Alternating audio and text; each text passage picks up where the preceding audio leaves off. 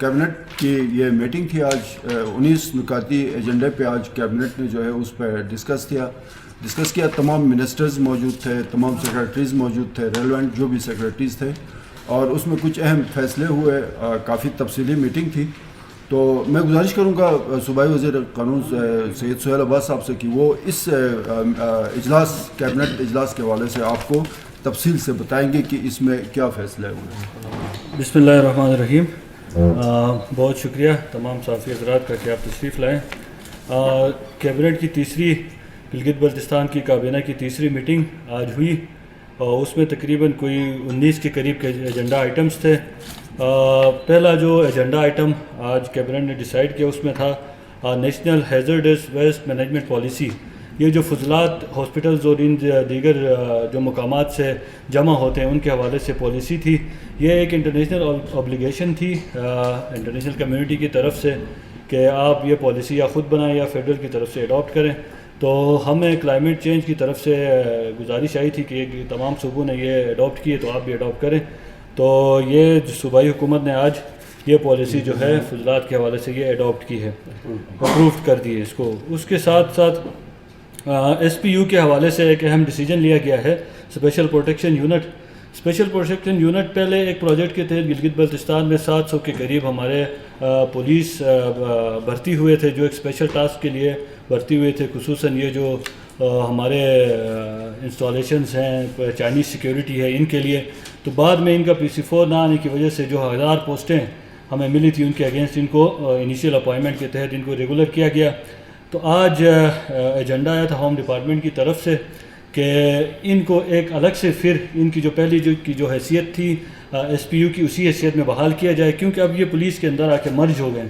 کوئی 10 پولیس یہاں ہیں تو 10 کہیں اور ہیں, تو اس وجہ سے ان کا جو انیشیلی اپائنٹمنٹ کا جو مقصد تھا وہ سفر ہو رہا تھا.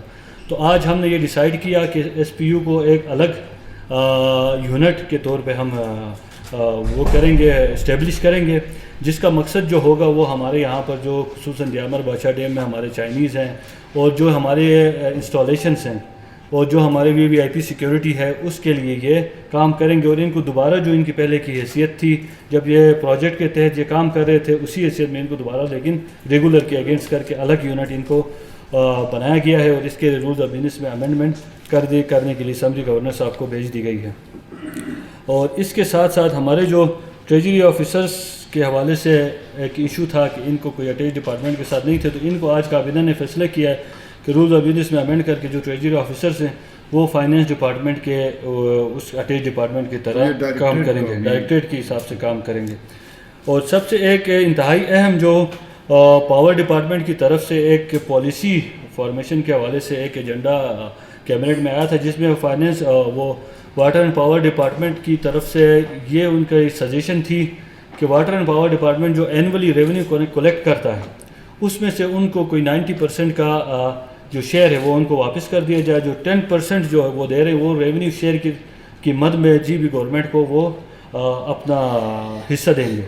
تو اس میں یہ تھا کہ جو 90% جو ان کو واپس ملے گا اس میں مینٹیننس جو ہوگی اور اس کے حوالے سے جو نئے ٹرانسفارمرز خریدیں گے مینٹیننس کی مد میں جو سالانہ فائنینس ڈپارٹمنٹ ان کو پیسے دیتا تھا وہ آئندہ نہیں دیا جائے گا. تو اس پہ تقریباً اس پہ پرنسپلی ایگریڈ ہو گئے ہیں. تو اس میں کچھ موڈیلٹیز تھی, اس کے لیے یہ نیکسٹ کیبنٹ میں اس کا فائنل اپروول آ جائے گا. لیکن پرنسپلی اس پہ ہم نے ایگری کر لیا کہ واٹر اینڈ پاور ڈپارٹمنٹ کو یہ جو 90% شیئر ہے یہ ان کو اینولی واپس دیا جائے گا, جس سے وہ اپنی جو مینٹیننس کا کام ہے وہ کریں گے. ڈپارٹمنٹ نے یہ کمٹ کیا ہے کہ آئندہ وہ نیکسٹ فائنینشیل ایئر سے اگر ان کی یہ پالیسی منظور ہوتی ہے تو وہ نیکسٹ فائنینشیل ایئر سے صوبائی حکومت سے صرف اور صرف جو امپلائمنٹ کنڈیشن سیلریز کی مد میں پیسے لیں گے, اس کے علاوہ یہ ہم سے کوئی پیسہ نہیں لیں گے. تو اس سے ایک جو ہماری ریونیو جنریشن میں کافی حد تک اضافہ ہوگا. ہم نے ڈپارٹمنٹ کو یہ بھی ٹاسکنگ کی ہے چیف منسٹر صاحب نے کہ آپ جو ہیں ریونیو تھوڑا سا بڑھائیں تاکہ ہر ڈسٹرکٹ کا جو شیئر کلیکٹ ہوگا وہی ڈسٹرکٹ میں خرچ ہوگا. مثلا ابھی کسی ڈسٹرکٹ گلگت میں ریونیو کم کلیکٹ ہو رہا ہے تو اس کے مینٹیننس میں پیسے بھی کم ملیں گے, کیونکہ فائنینس ڈپارٹمنٹ نے ان کو نیکسٹ ایئر میں مینٹیننس کی مد میں کوئی پیسہ نہیں دینا ہے. تو اس حساب سے جو ریونیو کلیکشن ہوگی کنسرن جو ایکشن ہوں گے وہ اس حساب سے ریونیو کلیکشن میں اپنی ایفرٹس زیادہ کریں گے, جس سے ریونیو کلیکشن میں بھی بہت زیادہ فائدہ ہوگا. اور ساتھ ہی ساتھ بلتستان ڈویژن میں ایک اہم ایشو جو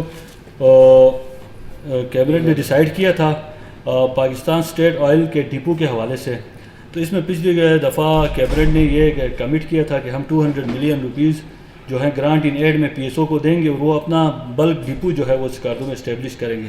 تو اس کا ایجنڈا بھی آج کیبنٹ میں آیا تھا. تو اس کی سائٹ سلیکشن اور زمین کے کچھ ایشوز تھا، لیکن کیبنٹ اس پہ بھی پرنسپل ایگریڈ ہے کیونکہ 100 ملین ہم ان کو پہلے دے چکے ہیں، تو 100 ملین ہمارے پاس بقایا ہیں، وہ ہم نے دینے، اور یہ جو ہے بلک ڈپو ہے یہ بلتستان میں اسٹیبلش ہوگا. اور اس کے ساتھ ایک اور جو اہم ایجنڈا آئٹم تھا وہ Al Shifa eye trust hospital Gilgit Baltistan میں اسٹیبلش ہونے جا رہا ہے. تو جو ہسپتال انتظامیہ کی طرف سے گزارش کی گئی ہے کہ انہوں نے کہا ہے کہ آپ ہمیں صرف زمین مہیا کریں، باقی جو انفراسٹرکچر وغیرہ ہے وہ الشفا آئی ٹرسٹ خود ڈیولپ کرے گی.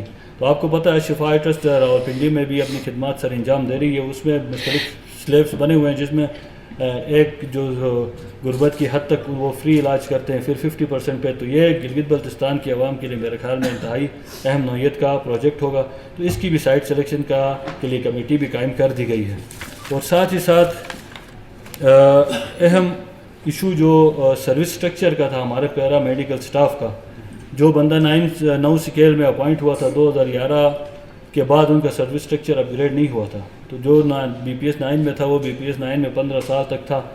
تو آج صوبائی کابینہ نے اس کا صوبائی کیبنٹ کی طرف سے اپروول دیا، اور وہ فیڈرل فائنانس کی کنکرنس کے بعد انشاءاللہ وہ سروس سٹرکچر گلگت بلتستان پر لاگو ہوگا. اور جو ہمارے بھائی 9 سکیل میں 10-15 سال سے وہ 12 سکیل میں جائیں گے، 12 والے آگے نیکسٹ سکیل میں جائیں گے.